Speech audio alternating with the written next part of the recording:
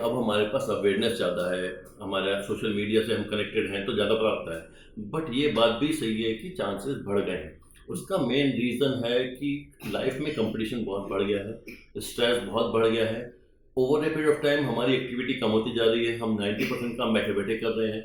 तो physical activity कम होना, मोटापा बढ़ना, डायबिटीज़ का ज़्यादा होना, उम्र का ज़्यादा बढ़ना। अब हम ज़्यादा जी रहे हैं, पहले से हमारी लॉन्गेविटी बढ़ गई है इंडिया में। तो जब अगर उम्र ज़्यादा होगी तो हार्ट अटैक भी डेफिनेटली ज़्यादा होंगे। तो डेफिनेटली धीरे धीरे हार्ट अटैक बढ़ते जा रहे हैं। खासकर मेट्रोज में हमने ये देखा है कि यंगर पेशेंट के अंदर हार्ट अटैक और कार्डियक अरेस्ट के चांसेस बढ़ते जा रहे हैं। मेनली हार्ट अटैक, उसका मेन रीज़न आई थिंक सबसे बड़ा रीज़न स्ट्रेस है। कुछ हद तक पॉल्यूशन भी उसके लिए जिम्मेदार है, लेकिन ज़्यादा प्रॉब्लम हमारे कोलेस्ट्रॉल जो बॉडी में बन रहा है उससे है, और हमारी लाइफस्टाइल से है कि हमारा जो खाना है ज़्यादातर जंक फूड है, या हम फ्राइड खाना बहुत ज़्यादा खाते हैं, या हम ट्रांस फैट जिनको हम बोलते हैं कि ऑयल को बार बार गर्म करा जाता है उसमें बनी हुई चीज़ें खाते हैं। ये सब चीज़ें हार्ट के अंदर बुरे कोलेस्ट्रॉल को बनाती हैं, जिससे कि हार्ट में ब्लॉकेज बन जाते हैं, जिसको हम कहते हैं कोलेस्ट्रॉल डिपोजिशन। कोलेस्ट्रॉल डिपोजिशन काफ़ी लोगों में होता है, लेकिन उनमें से हार्ट अटैक कुछ लोगों को ही आता है। तो जिसको कोई स्ट्रेस हो जाएगा या कोई टेंशन हो जाएगा, या जिसका बीपी कंट्रोल नहीं होगा, या ज़्यादा स्मोक करेगा, या ड्रग्स यूज़ करेगा, या आपने देखा होगा जिम में आजकल काफ़ी लोगों को हार्ट अटैक हो रहा है। तो काफ़ी लोगों को जिम में जाने का ट्रेंड शुरू हुआ है, लेकिन those who are not going regularly और सडनली जो जिम स्टार्ट कर रहे हैं विदाउट चेकिंग कि उनको बेसलाइन हार्ट प्रॉब्लम है कि नहीं है, ऐसे लोगों को सडनली हार्ट अटैक होने का चांस काफ़ी बढ़ रहा है, और जो काफ़ी सोशल मीडिया में भी चलता है, इसलिए हम लोगों को पता भी ज़्यादा चल रहा है।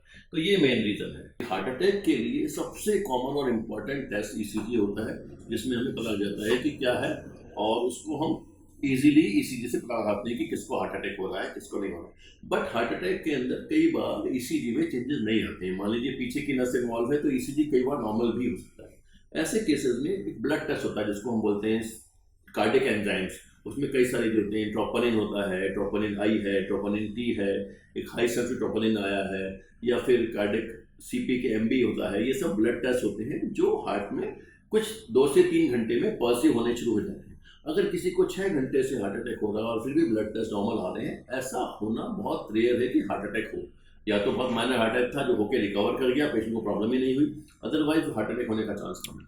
तो ये ब्लड टेस्ट बहुत इंपॉर्टेंट है। अगर हम टाइम से इलाज नहीं करेंगे तो हार्ट वीक हो जाएगा।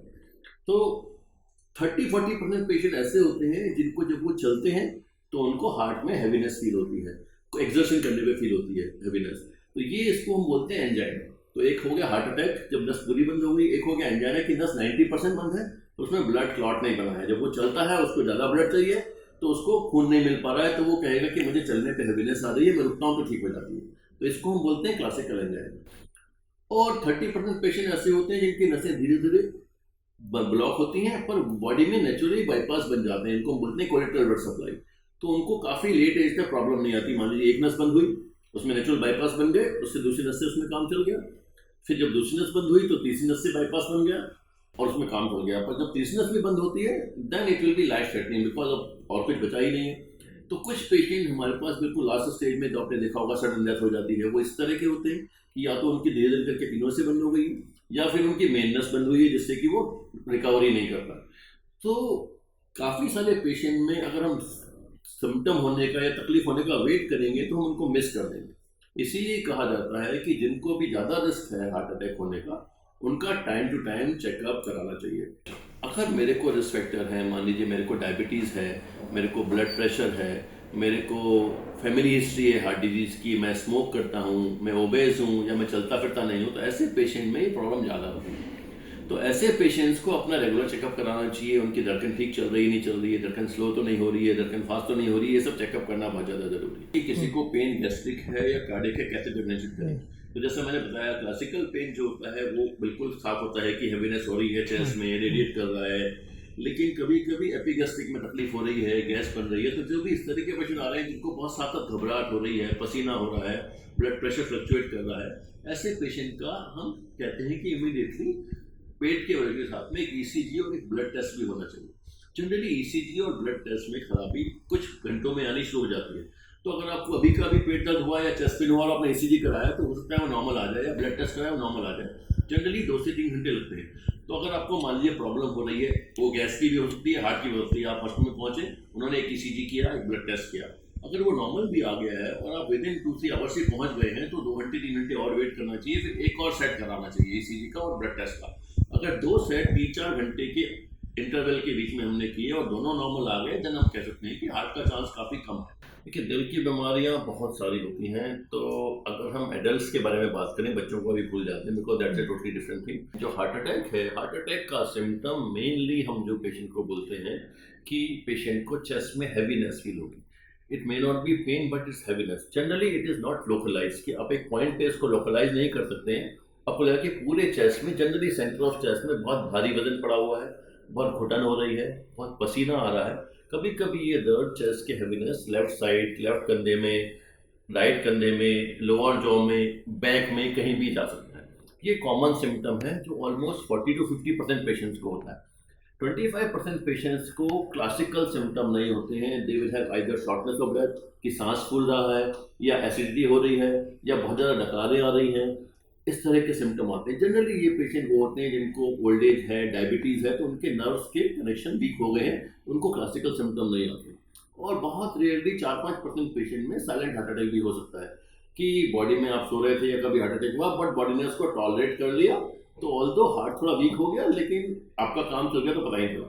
तो this is a major problem, कि जिनको रिस्क फैक्टर्स हैं उनको ये समझना है कि हमें इस प्रॉब्लम कभी भी आ सकती हैं और हम इसको मिस भी कर सकते हैं।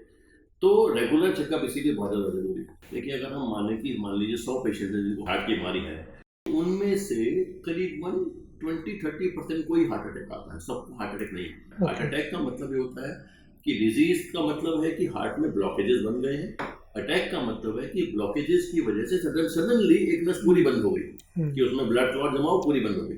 ऐसा सडन प्रॉब्लम 30% लोगों को होता है, और जनरली यही पहला सिम्टम होता है। इससे पहले उन्हें कोई सिम्टम होता ही नहीं, और जब ये सिम्टम होता है तो काफ़ी सीवियर पेन होता है, और इसका इलाज विद इन फ्यू आवर्स करना ज़रूरी होता है। देखिए, 2 चीज़ें हैं, अल्कोहल और स्मोकिंग, दोनों बिल्कुल अलग हैं। अल्कोहल का हार्ट के ऊपर इफेक्ट बहुत जल्दी नहीं आता है। अल्कोहल का हार्ट के ऊपर आने के लिए आपको काफ़ी मात्रा में अल्कोहल रेगुलरली पीना पड़ता है। अगर आप रेगुलर काफ़ी मात्रा में अल्कोहल ले रहे हैं तो कुछ सालों में हार्ट धीरे धीरे वीक होना शुरू हो जाता है, उसकी पावर कम हो जाती है, तो हार्ट पंप नहीं कर पाता है। उसको हम बोलते हैं कार्डियोमायोपैथी, अल्कोहलिक कार्डियोमायोपैथी, कि हार्ट का पंपिंग जो नॉर्मली 60-70% था वो कम होकर 20-30% आ गया, उसकी मसल की पावर कम हो गई। अगर अर्ली स्टेज में हम इसको बंद कर दें तो जनरली रिकवरी भी आ जाती है। स्मोकिंग ज़्यादा बड़ी प्रॉब्लम है। स्मोकिंग जो है वो बॉडी के अंदर ऐसे एंजाइम, ऐसे हार्मोन बनाती है कि उससे हार्ट के अंदर की एक्साइटेबिलिटी बढ़ती है। तो जो हार्ट के अंदर मान लो कोलेस्ट्रॉल किसी को डिपॉजिट हो रखा है, तो उसके अंदर क्रैक आ जाएगा, वहाँ ब्लड क्लॉट हो जाएगा, तो हार्ट अटैक हो जाएगा। तो अल्कोहल एक अलग प्रॉब्लम है, स्मोकिंग एक अलग प्रॉब्लम है। हम सभी को ये कहते हैं, एक स्मोक भी नुकसानदायक है, इवन पैसिव स्मोकिंग भी नुकसानदायक है, कि आपका कोई दोस्त भी स्मोकिंग कर रहा है तो आपको उससे दूर रहना है। अल्कोहल हम पेशेंट को कहते हैं कि अगर हार्ट डिजीज है, बट अगर उसको हैबिचुअल नहीं है और 1 or 2 small PACS of 30 ml वो वीक में 1-2 बार लेता है, तो उसको मना नहीं करते। लेकिन जिसका हार्ट वीक हो चुका है उसके लिए अल्कोहल मना होता है।